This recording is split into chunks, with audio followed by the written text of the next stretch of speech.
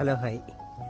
നമ്മുടെ വീട്ടിൽ നിൽക്കുന്ന കൊക്കോ കായ്ക്കുന്നതാണ്. ഇങ്ങനെ കൊക്കോ കായ്ക്കുന്നതിന് വേണ്ടിയിട്ട് നമ്മൾ കൊക്കോയുടെ തലയ്ക്കം വട്ടം മുറിച്ച് നിർത്തും. അത് കഴിഞ്ഞ് വരുന്ന ഏകരങ്ങൾ ഇതേ രീതിയിൽ നിർത്തും.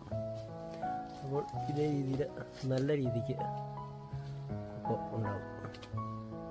ഇതുണ്ടോ കായ ഉണ്ടാകുന്നത്.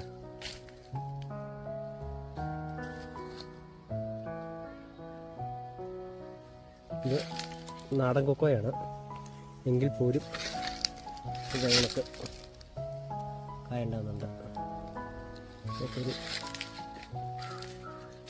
30 വർഷം പഴക്കമുള്ള കൊക്കോയാണെന്നാണ് പപ്പ പറഞ്ഞത്.